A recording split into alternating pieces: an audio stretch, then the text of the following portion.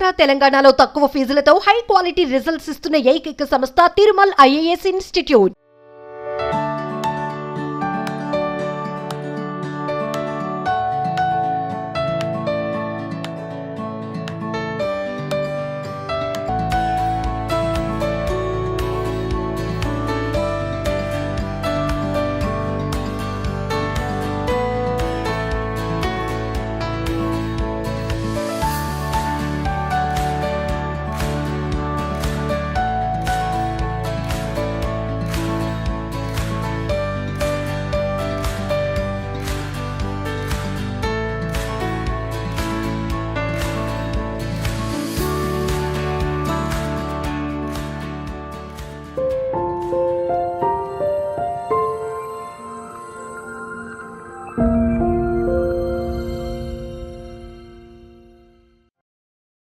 ఇంట్లో 5గురు పిల్లలుంటే సందడి సందడిగా ఉంటుంది.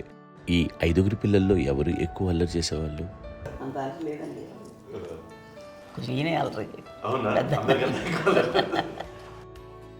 అమ్మ ఇక్కడ ఒకటి అల్లరికి, హుషారుకి, చలాకితనానికి, చిలిపితనానికి ఆ తేడా తెలుసుకుని చెప్పమ్మా.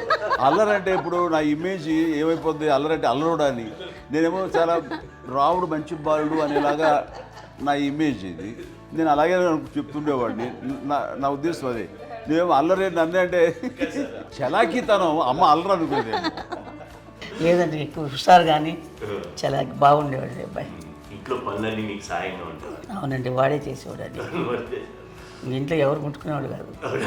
మా నాగబాబు అస్సలు ముట్టుకునేవాడు కాదు.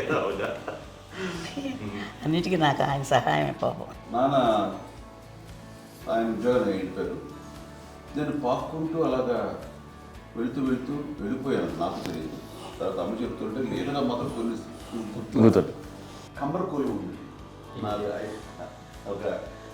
ఒక అది పెట్టి అది వెళ్ళి కూర్చోతా ఏడుస్తున్నాను రోడ్డు మీద.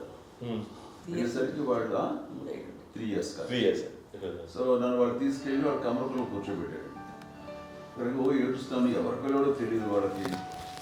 సో అది ఒక గంట పోయిన తర్వాత అమ్మ ఎత్తుకుంటూ వాడు వచ్చి వాడు చిన్నబిడ్డ చూస్తారు మొత్తం తెచ్చి అది వాడు చూసి ఈ అబ్బాయి అన్నారు. కాదు అనేసింది.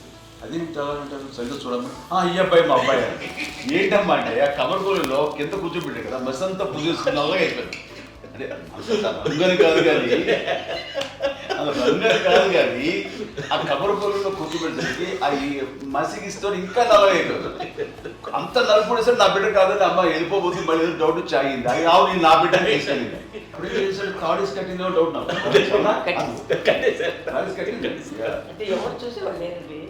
అమ్మేమో అల్లరు అనుకునేదండి. నాకేమో చిన్ననాటి మహాభాగవతంలో కృష్ణుడి కార్యక్రమం అనుకుంటాను. ఆయన మహానుభావులు అయ్యే వాళ్ళందరికీ ఆ లక్షణం ఉంటుందేమో చిన్నప్పుడు. కొన్నిదల కుటుంబ సభ్యులు మంచి రుచులను ఆస్వాదిస్తారని, మంచి భోజనాలని ఆనందిస్తారని అందరికీ తెలుసు. చిన్నప్పుడు వీరి ఆహారపు అలవాట్లు ఎలా ఉండేవి? ఇదేవి ఎగిరేవి ఇవి ఎవ్రీ డే 2 పూట్ల ఉండాలంట. మరి నాగబాబు పాపం ఏముంది, తిన్నట్టు ఇష్టం. మరి అన్ని రకాలుగా నాన్న కోసం చేసి పెడుతుంటే మరి తను అది ఇష్టపడక ఆ తర్వాత లేకపోతే కోపడక ఎలా ఉంటాడు చెప్పండి. 5గురు పిల్లలు అయినా అమ్మా నాన్నలు కొంతమంది పైనే ఎక్కువ దృష్టి పెడతారు. ఈ 5గురిలో మీరు ఎవరి మీద ఎక్కువ ఫోకస్ పెట్టేవాళ్ళు? కళ్యాణ్ బాబు అండి. వాడంటే బాగా, అంటే వాడు ఏది తినేవాడు కాదు అస్సలు. ఏది ఆడికి ఏది తింటాడని ఇప్పుడు వాడికి నచ్చకపోతే, ఇప్పుడు నేనైతే నచ్చకపోతే చాలా గోల్ చేసేవాడిని. అన్నయ్యకేమో చాలా అన్నయ్య ఏదైనా ఏది పెట్టినా తినేవాడు, అసలు అడ్జస్ట్మెంట్ మెంటాలిటీ. నాకేమో నచ్చకపోతే చాలా గొడవ పెట్టేవాడిని. తిండి ఇది ఒక అన్నం, ఇదొక కూరలు అని వెళ్ళిపోయేవాడిని. అమ్మకు అమ్మతో తిట్టి నాకు వెజిటేరియన్ ఎలర్జీ ఉండేది, అంటే చిరాకు అనమాట. కళ్యాణ్ బాబు ఏంటంటే తనకి ఇష్టమైన ఫుడ్ ఉంటే తింటాడు సైలెంట్గా, బాగలేకపోతే సైలెంట్గా వెళ్ళిపోతాడు. అమ్మకి ఇదేమంటారండి వదిలేమో తన తింటాడు, అటు నిశ్శబ్దంగా నిరసన ప్రకటించేవాడు. దాంతో వాడి గురించి చాలా ప్రొటెక్టివ్గా చూసుకునేది అమ్మ. పైగా చిన్నప్పటి నుంచి కొంచెం వాడు వీక్గా ఉండేవాడు, అంత బలమైన ఇది కాదు. దాని తర్వాత కొంచెం అందుకని అమ్మ వాడిని స్పెషల్గా చూసుకునేది. వాడు స్పెషల్ కిడ్ అయ్యాడు ఇంట్లో. మీ అమ్మగారు మీ అక్క చెల్లెళ్ళకి ఇచ్చిన సలహా ఏంటి? అంటే ఇండిపెండెంట్గా ఉన్నాం కదా అమ్మ, ఎవరిని డిపెండ్ అవ్వద్దు, నీ పిల్లలు నువ్వే జాగ్రత్తగా నేర్చుకో, ఎవరినైనా చేయకు, డిపెండెంట్గా పెట్టద్దు అని ఆవిడ మాకు బాగా ఎప్పుడు ఎక్కువ చెప్తుండేది. నాకు కొంచెం టఫ్ టైమ్స్లో కూడా ఆమె నీ పాటు నువ్వే ఉండాలి, ఎవరి దగ్గర ఉండదు, ఎవరింట్లో ఉండదు, మా దగ్గర కూడా ఉండదు, నీ ఇద్దరు మటుకు నువ్వే ఉండాలి. అది కష్టం కదండి అట్లా చెప్పడం. చెప్పారు చాలా తక్కువ చెప్పారు, బట్ నాకు అదే ఇచ్చే ధైర్యం. ఇండిపెండెంట్గా అట్లా ఒకరి దగ్గర ఉంటే నీ గౌరవం తగ్గిపోతుంది, ఎక్కడ ఉండదు. అది చాలా నాకు చాలా ఇన్స్పైరింగ్ ఉండేది అమ్మ మాటలు. అది ఇప్పుడు కూడా అది చాలా హ్యాపీగా అనిపిస్తుంది అని చెప్పింది. అంతే కదా, ఇప్పుడు మనకి ఏదైనా రోగాలు వస్తే చేస్తాను దాన్ని బాధపడుతుంది మనమే, బట్ తగ్గించే వాళ్ళు కన్సర్న్ చూపించే డాక్టర్స్ ఒట్టుకోలు కిత్తలు కింద ఉండొచ్చు, కానీ పోరాడాల్సింది మనమే. నాకు సార్ కొంచెం ఏదో ఒక డిప్రెస్డ్ ఇదేదో వస్తే ఫేజ్ ఒకటి, నేనేదో ఇంకా మా అందరి నుంచి నేనేదో సపరేట్ అయిపోయినట్టు ఒక సిచ్యువేషన్ వచ్చినప్పుడు అమ్మ నన్ను పట్టుకుని said I'm there for you. Yes, ఎవరు నో అన్న ఎస్ అన్న ఫ్రెండ్స్ కానీ ఎవరైనా సరే ఎప్పుడు కూడా అలోన్గా మటుకు అనుకోకు, నేను నాన్న. ఆవిడ నన్ను పట్టుకొని ఇచ్చిన అఫెక్షన్ లేదా ఫీలింగ్ అసలు బలం అన్నమాట. ఇంకా ఏంటంటే ఏమన్నా చేయగలను నేను, పర్లేదు ఇంట్లో నాకేం ఏదైనా సాధించగలను అని ఒక భరోసా తల్లి దగ్గర నుంచి రావడం అనేది నాకు ఎవరు అవసరం లేదనిపించింది. అంత స్ట్రాంగ్గా ఆవిడ support, very strong, very practical. అంత స్ట్రాంగ్ చేసింది నాన్న చెప్పండి. మా పిల్లల విషయంలో మేము కూడా మేబీ అంత స్ట్రాంగ్ కాదేమో, సెన్సిటివ్గా ఉంటాం, కానీ అమ్మ మటుకు చాలా స్ట్రాంగ్గా ఉండి మమ్మల్ని కఠినంగా ఇలాగే ఉండాల్సింది, ఇలా ఉండండి అప్పుడే మీరు నేర్చుకుంటారు. ఇక్కడ అమ్మ పాజిటివ్నెస్ గురించి ఇంకో మాట చెప్పాలి. అంటే తన బిడ్డలకే కాదు, ఈ రోజున మా రెండో పాప శ్రీజ కూడా తనకి లైఫ్ చిన్న చిన్న SMS వచ్చింది. ఆ టైంలో కూడా తను ఏముందంటే అప్పుడు నాన్నమ్మ దగ్గరికి వెళ్ళాను, తను ఇచ్చిన భరోసా, తను ఇచ్చిన మాట వెళ్ళలేని ధైర్యం వచ్చింది నాతో. నాన్నమ్మ దగ్గర ఎప్పుడు కూర్చోస్తాడు అప్పుడే పాజిటివ్ ఫీలింగ్ వస్తుందని నాతో షేర్ చేసుకుంటాను. తను నాతో చెప్తుంటే అనిపిస్తుంది కరెక్ట్, అమ్మ ఏం పర్లేదమ్మా, లైఫ్ అంటే ఒకరితోనే అయిపోదు, ఆ ఒక్కరి వల్ల వాళ్ళ ఇన్ఫ్లుయెన్స్ తోటో వాళ్ళు మన మీద నియంత్రించడం కానీ మన బాధల్ని వాళ్ళు చేయడం తప్పు. జస్ట్ నువ్వు నీ గురించి నీ మనసులో ఏదనిపిస్తే నీ గుడ్ ఫీలింగ్ ఏది వస్తుందో ఆ ఫీలింగ్ ప్రకారం వెళ్ళిపోదు. అంటే ఆ జనరేషన్ పీపుల్ ఎక్స్పెక్ట్ అలా కాదు, ధైర్యం ఉండి అందరికీ ధైర్యం బాగా నూరుకొస్తారు. ఫాదర్ కూడా, మా నాన్నగారు కూడా అస్సలు ఎప్పుడు అనేవాళ్ళు, ఎప్పుడు మీరు పెట్టే చెయ్యి మీరు ఎప్పుడు పైన ఉన్నది తప్ప తీసుకునేలాగా ఉండకండి, చేతులు పెట్టుకోండి అనే అట్లాంటివి చెప్తుండేవాళ్ళు. అందుకని మాకు ఇండివిజువాలిటీ మాకు బాగా ఎప్పుడు కూడా ఒకళ్ళని అడగడం అని, ఈవెన్ బ్రదర్స్ని అడగాలన్నా కూడా మాకు అది పడిపోయింది మైండ్లో, కొంచెం కష్టంగా ఉంటుంది. సో నాకు అంటే ఆవిడ మా అమ్మ ఏదన్నా కొంచెం డిప్రెస్ అయినా నేను చాలా ఎక్కువ అమ్మకి షేర్ చేసుకుంటే అన్నయ్య కూడా లేడు. అన్నయ్య ఉన్నప్పుడు ఓకే, లేనప్పుడు నేనే ఎక్కువ షేర్ చేసుకున్నాను. బట్ ద బెస్ట్ థింగ్ మా అమ్మ దగ్గర నుంచి హగ్ అండి. ఈరోజు కూడా మా అమ్మని హగ్ చేసుకోకపోతే అంటే అది నాకు మా అందరిలోనూ, అంటే ఆవిడ పెద్ద చదువుకున్న వ్యక్తి కాదు, పెద్దగా బయటికి వెళ్ళి నా ఎక్స్పోజర్ కాదు, కానీ ఇవాళ అన్నయ్య కానీ విజయ, మాధవి, నేను, కళ్యాణ్ బాబు ఈ రోజుకి టుగెదర్గానే ఉంటాం.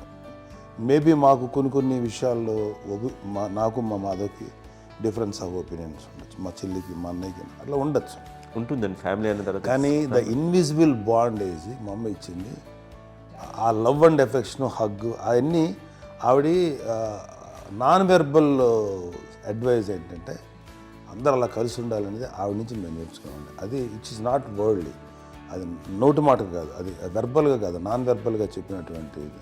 సో అందుకని అది మాకు గొప్ప, మేమందరం ఇప్పుడు అలా ఉండడానికి కారణం, అంత కలిసి ఉండడానికి కారణం, మెయిన్ కారణం మా అమ్మండి.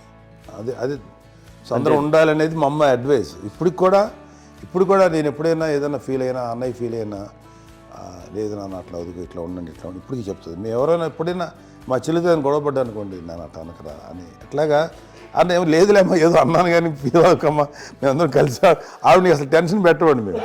సో అలా అది ఆవిడ నేర్పించింది, అలా కలిసి ఉండటం అనేటువంటి బాండేజ్ని ఆవిడ తన ఒక హగ్తో చెప్పింది. అన్నయ్య సినిమా చూడండి, జాదుకే చెప్పాను చూడ అది మా అమ్మ దగ్గరే ఉందండి. శంకరదాదాలో చెప్తాడు చూడండి. ఇప్పుడు మోడ్రన్ వర్డ్స్లో చెప్పాలంటే మీ అందరికీ ఆవిడ ఒక వైఫై లాంటిది. Yes, you can say that. Yes yes. ఇంకొక అడ్వైజ్ కట్టండి, అమ్మ విషయంలో నేను గొప్పగా ఫీల్ అయ్యేది, కానీ చాలామంది పెద్దలు రిటైర్ అయిపోయి విశ్రాంతి తీసుకుంటున్నటువంటి పెద్దలందరూ కూడా ఆచరించే విధంగా ఒక విషయాన్ని నేను గమనించాను. ఇప్పుడంటే నా దగ్గర ఉంటుంది కాబట్టి ఉన్నాను. అమ్మ విడిగా ఇంకొక ఇంట్లో ఉండేది 9 సంవత్సరాలు, నాన్నగారు దూరం దగ్గర నుంచి ఉండేది. 5 సంవత్సరాలు ఒంటరిగా ఉండి నన్ను బిడ్డలందరూ ఎవరు మానవ వెళ్ళిపోయారు, నేను ఒంటరి అయిపోయాను అన్న ఫీలింగ్ అమ్మకు ఎప్పుడు ఉండేది కాదు. తర్వాత బిడ్డలు ఆయా వాళ్ళ టైం బట్టి వచ్చి చూసుకుంటే సరిపోతుంది. అది వారమా, నెలక, 2 నెలక, అసలు ఒకసారి రాలేని పరిస్థితిలో ఉంటుంది. 5-6 నెలల పాటు ఇదే ఊళ్ళో ఉండి పక్క వీధుల్లో ఉండి ఎవరి పనులు వాళ్ళు బిజీగా ఉండి, ఎవరి షూటింగ్ వాళ్ళు బిజీగా ఉండి, ఎవరి ప్రొఫెషన్లో వాళ్ళు బిజీగా ఉండి, ఎవరి ప్రొఫెషన్లో వాళ్ళు బిజీగా ఉండి, తన సంసారం తను బిజీగా ఉంటాను. ఒకసారి అమ్మ ఏమి ఫీల్ అవుతుంది, ఏంటమ్మా రావట్లేదు, అసలు పట్టించుకోవట్లేదు ఏంటి అంటే, అంతేలేమ్మా అని ఇలాంటి నిరసన మాటలు కానీ, ఈసరింపు మాటలు కానీ, లేకపోతే న్యూనతాభావం కానీ ఇలాంటివి ఎప్పుడు అమ్మకు లేవండి.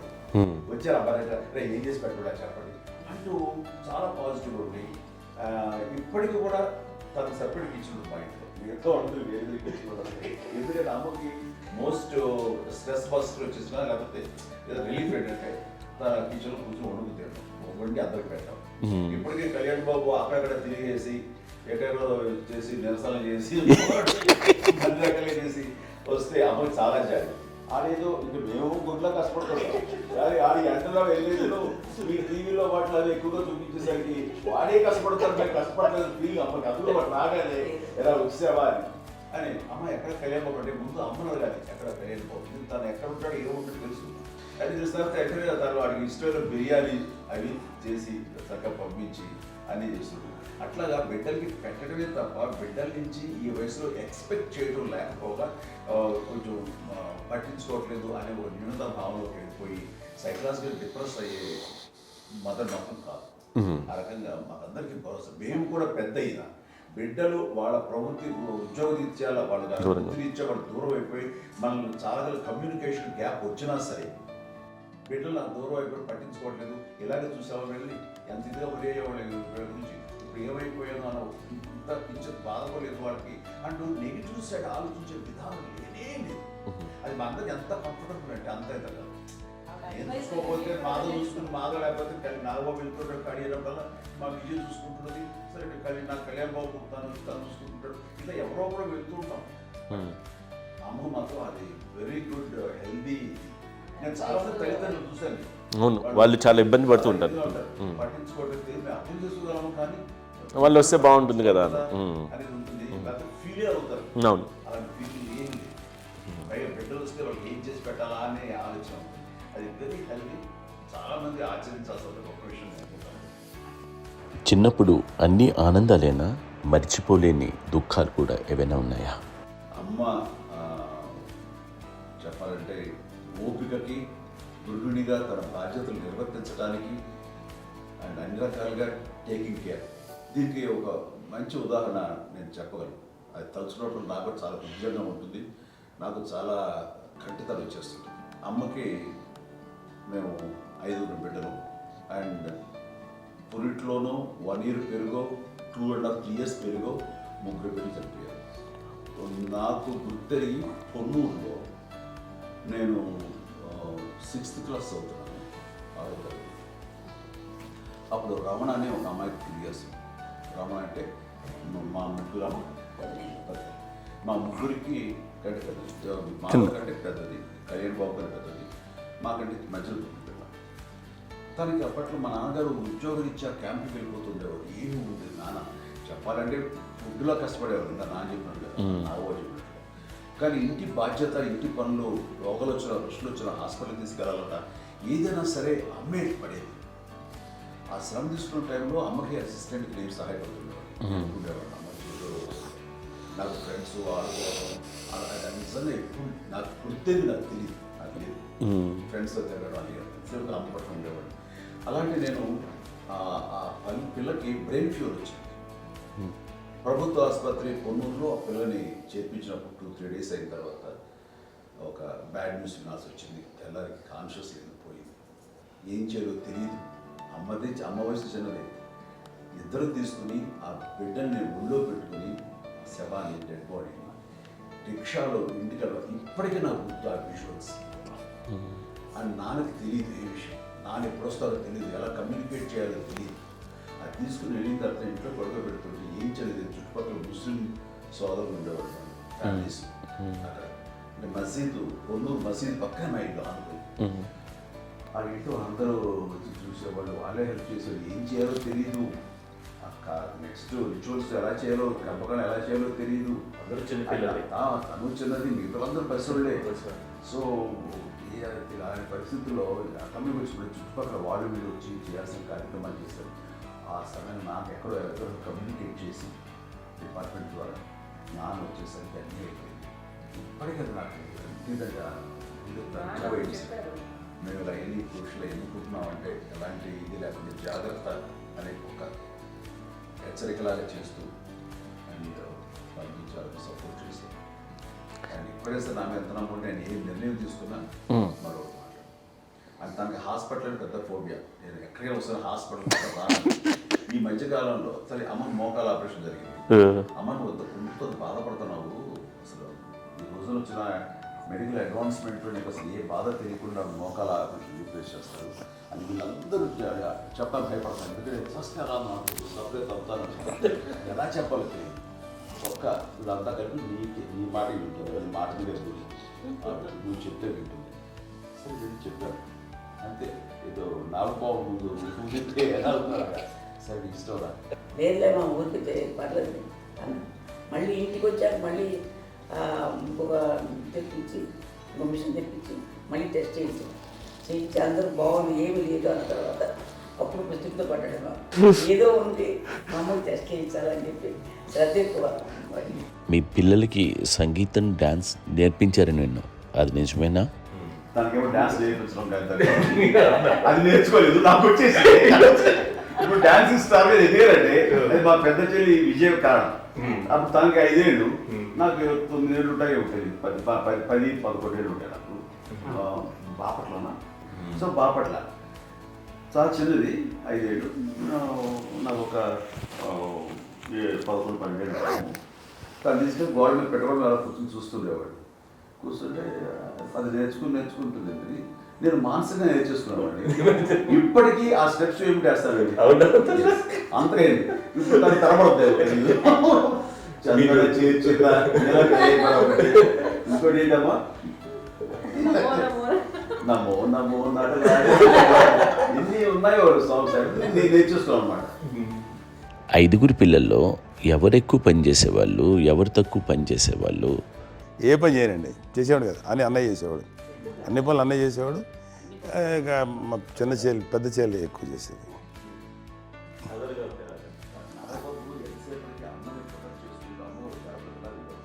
అదే అబద్ధం అండి. అది అన్నయ్య నన్ను గౌరవంగా మాట్లాడుతున్నాడు కానీ, అన్నయ్య అవుట్ ఆఫ్ ప్రొటెక్షన్ మాట్లాడుతున్నాడు కానీ, అవుట్ ఆఫ్ మాట్లాడుతున్నాడు కానీ అసలు ఎప్పుడు ఏ పని చేయలే. లేదు నిజం ప్రామిస్ అండి, ఏ పని చేసేవాడు కాదు.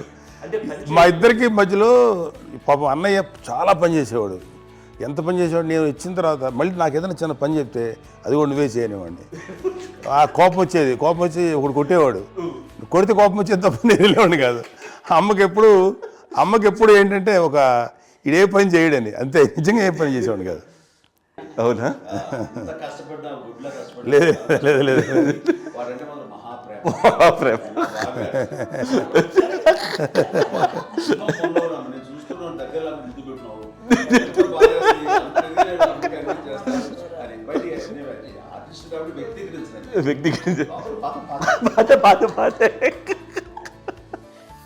చిన్నది కాబట్టి చివరిది కాబట్టి తనంటే బుద్ధండి, నేను పెద్దోడు కాబట్టి నేను అతని ఎక్కువ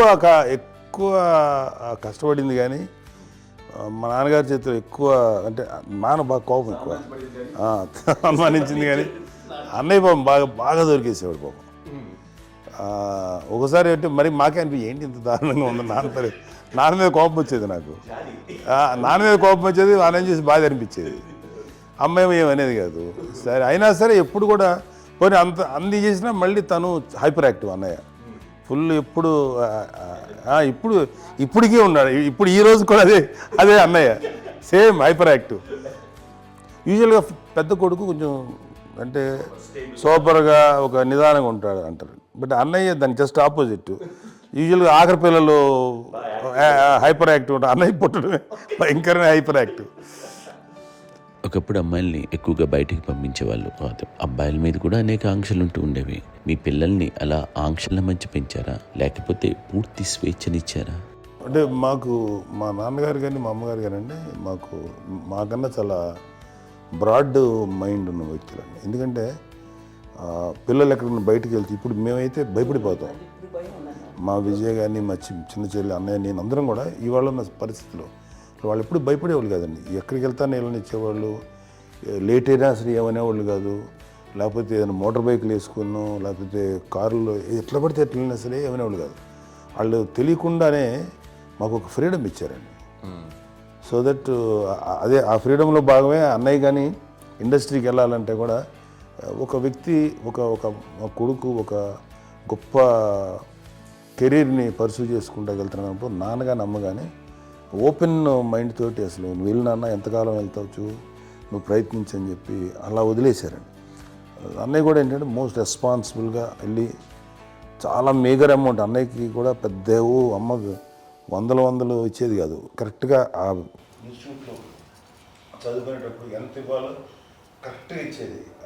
తనకి ఎక్స్ట్రా ఖర్చు పెట్టుకుంటే అంటే అట్లా ఉండేది పరిస్థితి. అంతే కదా, అంత జాగ్రత్తగా అన్నయ్య కూడా అంత రెస్పాన్సిబిలిటీగా రెసిప్రోకేట్ అయ్యి చేసి అందువల్ల మా అమ్మ నమ్మకం చూడాలి. మా అమ్మగారి మా నాన్నగారి నమ్మకాన్ని అంటే ఎప్పుడు అది పాడు ఇంత నమ్మకానికి 10 times ఇచ్చాడు.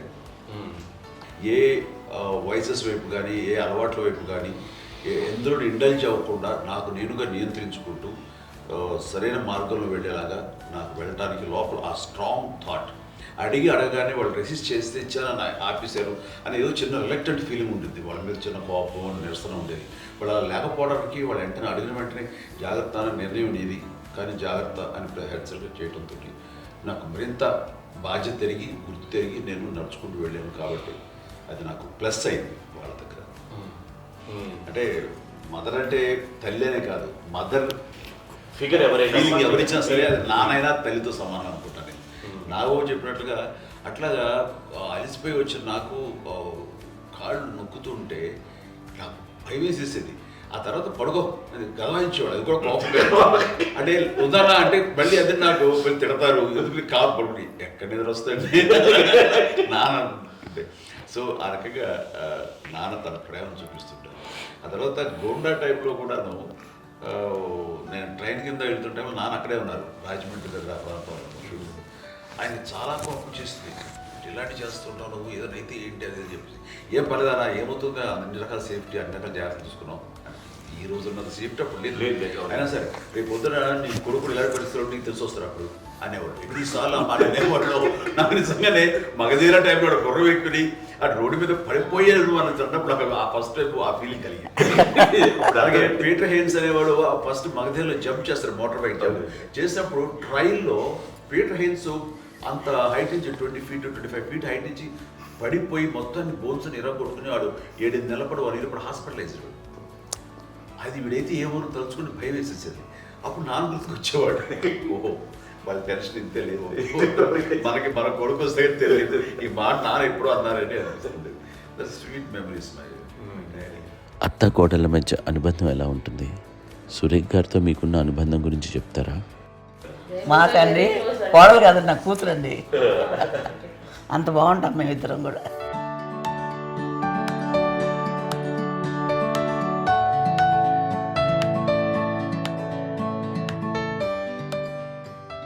మీది ఒక అందమైన ఉమ్మడి కుటుంబం, అందరూ కలిసి ఉంటారు. ఇంత ఆనందంగా ఉండడానికి కారణం ఏంటి? దీనికి పునాది ఎవరే వేశారు? మా నాన్నగారి క్వాలిటీ నేను ఎగ్జాంపుల్ చెప్పగలను. అమ్మ వాళ్ళ ఇంట్లో పెద్దది, వాళ్ళ నాన్నగారు అంటే మా తాతయ్య గారు ప్రొహిబిషన్ డిపార్ట్మెంట్లో సిఐగాను ఎస్ఐగాను చేశారు. ఏదో అమ్మ ఇన్స్పెక్టర్ సిఏ సీఏ చేసి ఆయన కాలం చెందారు చాలా ఎర్లీగా 48 years చచ్చిపోయారు. వాటిలో చచ్చిపోయారు. 40 దాదాపు 40 సరిపోతే ఆయనకి అప్పటికి అమ్మ కాకుండా 4 బిడ్డలు. అమ్మ తర్వాత అబ్బాయి తర్వాత 3 ఆడపిల్లలు. వాళ్ళు ఏంటంటే రాకరావిడి నాగబాబు కంటే కూడా చిన్నమ్మ. అది ఆ వయసు అంత చిన్నవాడు. అమ్మ మా పిన్నమ్మలు నాకంటే చిన్నవాడు. అలాంటి పిన్నమ్మల్ని ఆయన వీళ్ళ నాగ చనిపోయిన తర్వాత తన ఫ్యామిలీ అంతగా నాన్న పెంచారండి. నాన్న కూడా అరాపురా శాలరీ మీద బతికేదే తప్ప కూడా కాదు.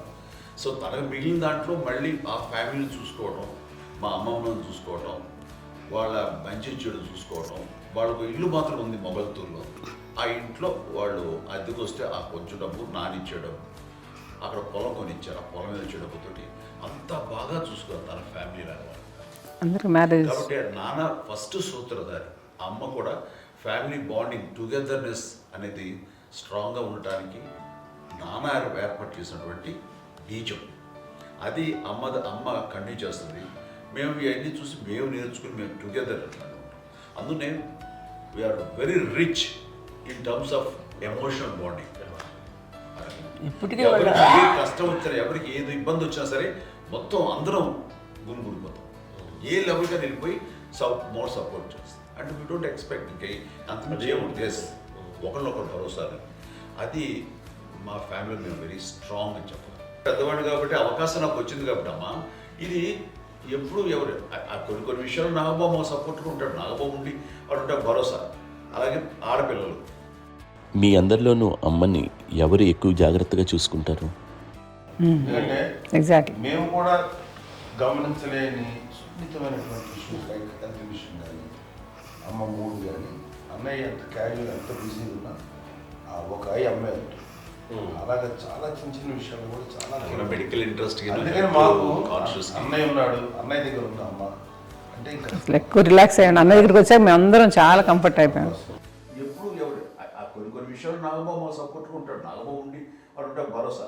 అలాగే ఆడపిల్లలు ఇట్లా ఒకరినొకరు కాంప్లిమెంటింగ్ టు ఈచ్ అదర్ అండి. అవి ఒక్కరు కాదండి. అది వాళ్ళు ఆమె చూపించే ప్రేమగా నేను చెప్పగలను కానీ బట్ దీని అందరూ సూత్రధారి నాన్న తర్వాత అది అమ్మ మెయింటైన్ చేస్తుంది.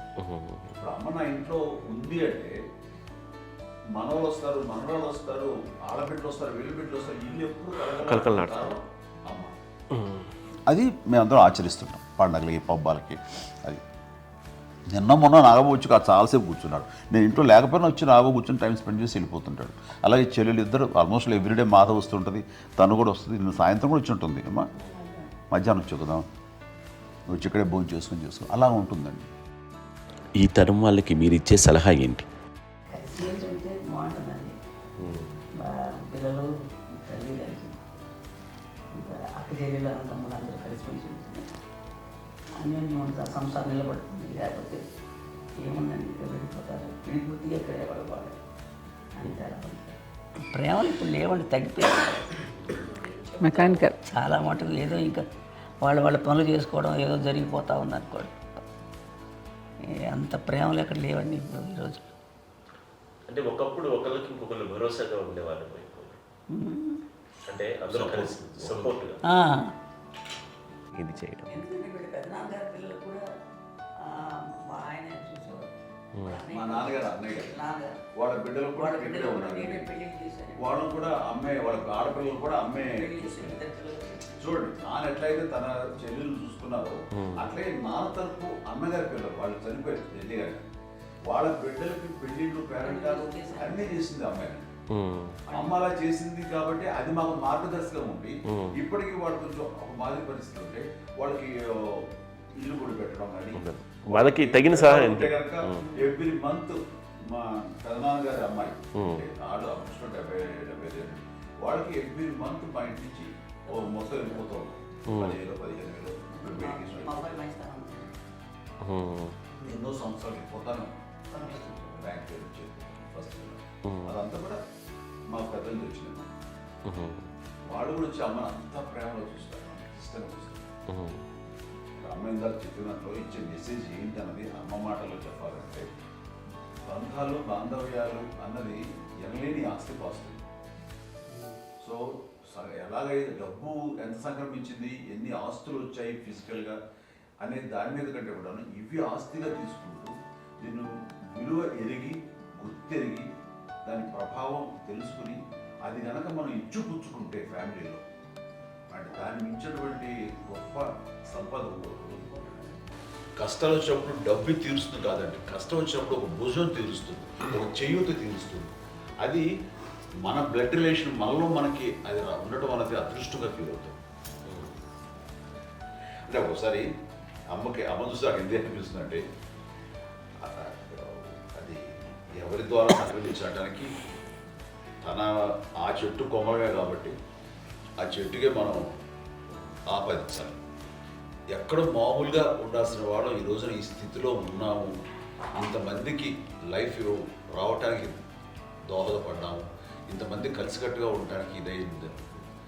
అమ్మని చూస్తుంటే నాకు ఎవరు చూస్తుందంటే అబ్బా ఇలాంటి జన్మం మనకి ఎవరికైనా ఉంటుందా, ఇంతమంది మనుషుల చేత కొలవబడేవాళ్ళు, ఆరాధింపబడేవాళ్ళు, అభిమానించబడేవాళ్ళు, ఇంతమంది నా వంశమా, నా సంపద అని అమ్మ ఫీల్ అంత గొప్ప ఫీలింగ్ ఎవరికి ఉంటుంది. మా చెల్లెలు కూడా వస్తే నేను అనుకోవట్లేదు, సూర్య కూడా ఉంటుందని నేను అనుకోవట్లేదు. అలాంటి గొప్పగా ఇది అండ్ ఆ రకంగా షీఈ్ వెరీ చాలా గొప్ప జన్మ. అమ్మకి చిన్న మానసికంగా చిన్న ఏదో ఒక డిప్రెషన్ ఏదో వచ్చింది, ఏదో నాన్న గుర్తుకొచ్చో, నాన్న లేరనో, లేకపోతే వాళ్ళ అమ్మగారు కూడా అదే టైం చనిపోయారనో, తన దగ్గర ఉంటారు ఏదో ఉన్నప్పుడు మేము అందరం సపోర్ట్గా ఉండి మా కొన్నాళ్ళు నా దగ్గర ఉందిగా అని చెప్పేసి అప్పట్లో అమ్మ వేరేగా ఉంది. ఉన్నప్పుడు ఒకటే మాట, అమ్మ నీలాంటి గర్భం అంటే అంజనమదే గర్భం అని బయట ఎన్నోసార్లు నా ఫ్రెండ్స్ కానివ్వండి, బయట కానివ్వండి, కొన్ని సందర్భాల్లో మీటింగ్లో కానివ్వండి, స్పీచెస్లో కానీ అన్నవాళ్ళు ఎంతోమంది అన్నారు. వాళ్ళు ఆ మాట అంటే రీజన్ తెలుసా నీకు? కోటాల్లో ఎంతమంది తల్లులకు నీకు వచ్చిన అదృష్టం, నీకు లభించినటువంటి గౌరవం ఎవరు లభిస్తున్నావు? బిడ్డలు ఎంతోమంది చేత కొనియాడబడుతున్నారు, ఎంతోమందికి సహాయపడుతూ ఆ రకంగా వాళ్ళందరి ఆశీస్సులు పొందుతున్నారు. కానీ ఎంతోమందికి నిరంతరం హెల్ప్ చేస్తూ వాళ్ళ ఇది చూసుకుంటున్నారు. అవి ఆ భగవంతుడు మీరు చేస్తున్న పూజలో ఉన్న ఆ భగవంతుడు మన నెక్స్ట్ తరాలకు కూడా మనకి ఇలాంటిది వారసత్వంగా ఇస్తూ అదే రకంగా కొనసాగించేలాగా మనకు అదృష్టం ఇచ్చారు.